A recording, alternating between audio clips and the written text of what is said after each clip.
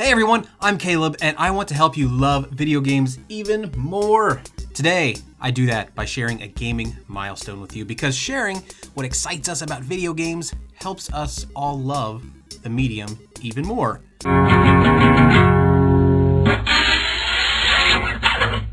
I recently reached 100 games beat. That's a big deal, especially for someone who during my early years when I had a lot more time to play video games, I never beat a single game. Beating a game and seeing those end credits was unheard of. It was a myth. The kids that said they beat games, those kids were liars. Beating a game was just legend, reserved for letters to the editor sections in video game magazines. As I got a bit older, middle school into high school, the concept became a bit more real when I celebrated my very first ever credit screen, but we'll talk about that game later. To celebrate this 100 game milestone, I've compiled a ranking of those 100 games, and I'm going to share with you my thoughts on all 100 in a series of videos, not in one video. I'm not cruel. I wouldn't put you through that. And at the end of each video, I will also share a favorite game that I haven't beaten, because even when losing, we can all have fun. That was my mantra during every sport I ever participated in. Participated used very lightly here. Even when handing out participation ribbons, my coaches always kind of thought twice about it. You really deserve... Did you participate, Caleb? I mean, sitting, I guess, is participating? I don't know. Enough of the self-deprecation. Let's get into it with games 96 through 100. We've got a shoot 'em up, a wave-based action game, a top-down Zelda-like, a physics puzzler, and an interactive novel. Number 100! Hey, you gotta start somewhere, huh? Khaleed Blaze is a top-down scrolling shooter, also called a shoot 'em up or a shmup, developed and published by Moss. It was released digitally in North America and Europe on September 4th, 2015. I played a much later version distributed by Limited Run Games. I don't like shmups. They are generally way too difficult and they lack a narrative hook to keep me invested. I understand narrative isn't the purpose of a shmup, so I'm not angry about it, but Khaleed Blaze isn't difficult. It's great for beginners and awful players like myself. The variety of difficulty options allows the game to be fast-paced and chaotic without being off-putting. Add in the character select options and the sprinkles of narrative to give the player the initial war mind motivation, and you've got a fun intro to the shmup genre. I feel like I also must say that the game took only about 30 minutes to beat, and at the end I was left wondering what exactly had happened. I was allowed infinite lives by way of infinite continues, and I don't remember consciously activating those options. I don't know, is that normal for shmups? I don't know, let me know in the comments below. So if I like Khaleed Blaze, why is it number 100 on the list? Well, keep in mind this list contains only games I've beaten, meaning I like all the games on this list. If I didn't like them, I never would have pushed through to the credits screen, right? Number 99! You know it's Wayne Gretzky. Oh wait, this is Videogames? Alright, I have no idea what it is then. Craller Sigma is a Japanese hack-and-slash action game with RPG elements developed by Souvenir, released in April 2014. Like the last entry, I played a later version distributed by Limited Run Games. You choose a character, you fight hordes of enemies, you find new weapons, you progress up a tower via arena-like levels until you win. That's about it. Despite the simple premise, I stayed interested throughout the game because the combat is fun, the colors are vivid, and damn those addictive casino-like explosions of coins. These developers know what they are doing. This game offers the same slot machine feedback that collectathons often do. In fact, I made a video about this very topic of how video games adopt feel-good feedback effects to keep players playing. See the description below or click the card in the corner to watch. Fast action, lots of colors, the clangy sound of victory. What more do you need in a game?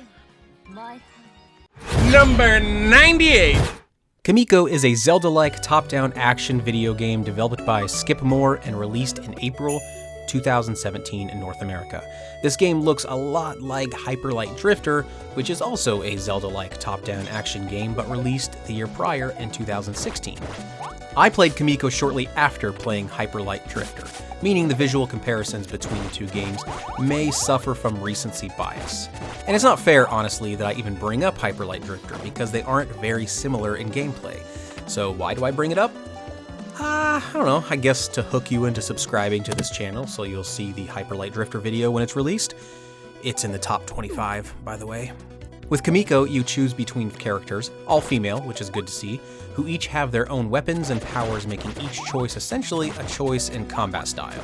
Do you prefer the quick but dangerously short-ranged sword, or the distance afforded by a bow, or do you like the weird disc boomerang thing? You know, the one it's in every video game ever. The level maps are made up of a series of simple puzzles that must be solved before progressing to a boss. The one unique mechanic here is that when carrying an item that's needed to solve a puzzle, your character is vulnerable, as you cannot attack while carrying a load. Kimiko feels like Hyper Light Drifter's developer practice run, before the devs thought to add in the combat system, story, and heart that makes Hyper Light Drifter so good. Kimiko is, simply put, simple. It's simple aesthetically, simple in presentation, and simple in terms of difficulty, and it's short, about an hour for a single playthrough. We're looking at number 97. Human Fall Flat is a 3D physics-based puzzle platformer developed by No Breaks Games and released in July 2016.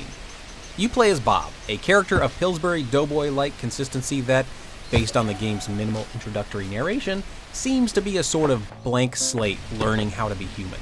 But that's where the story ends. All you need to know is that your character is subject to both the limitations and advantages of a ragdoll physics engine, meaning each arm is moved independently, jumping is laborious, and falls are both often and pretty funny looking. The game overall is actually quite funny.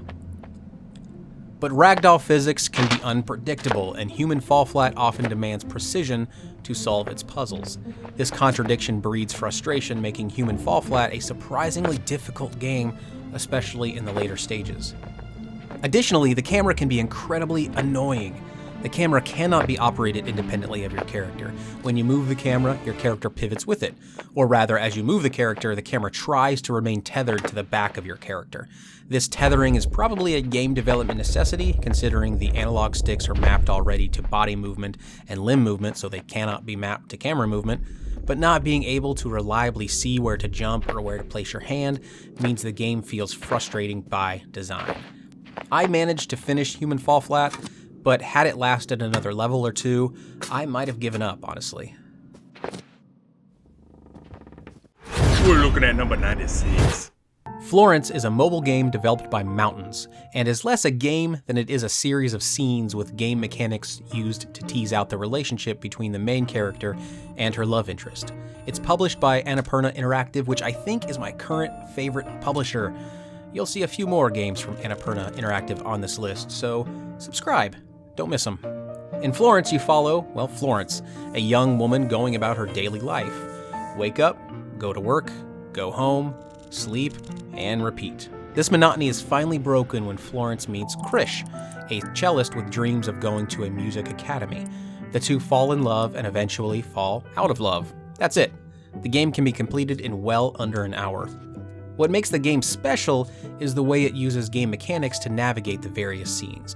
From literally piecing together conversations, which get easier to complete the more Florence and Krish get to know each other, to focusing snapshots of narrative, to literally moving your finger back and forth to simulate brushing teeth. This last action sounds boring, but that's exactly the point. Establish the mundane to root the narrative lows and make the narrative highs seem really high. Later, when the conversation puzzles come quick, or when you literally have to pull the conversation away from Krish, they mean more when compared to the earlier mundanity. And now for a game I love, but have never beaten. Kickle Cubicle on the Nintendo Entertainment System. It's a top-down puzzle game. Not very long, really, but for some reason I always get caught up at the boss of I think it's the toy world. He's kind of like this elfin-looking dude, and he's just way faster than all the other bosses, and way more chaotic, and it's sort of a difficulty hockey stick curve that I just have never been able to get over. But the entire game up until then is really, really, really fun. I highly recommend anyone out there with a NES who likes the puzzle kind of games, give it a chance. It's really, really good. Thank you for watching, and thanks to the friends who helped with the number countdowning. Be sure to subscribe to this channel to watch the rest of the videos in my top 100 list. I plan to release about one a week is my hope here. And join me in the comments below. I pretty much respond to everything. So answer all of the questions that I asked throughout the video. Offer your own thoughts on some of these games if you will. Really anything and everything. It's fun. I want that to be a discussion down there. So thank you again so much for watching.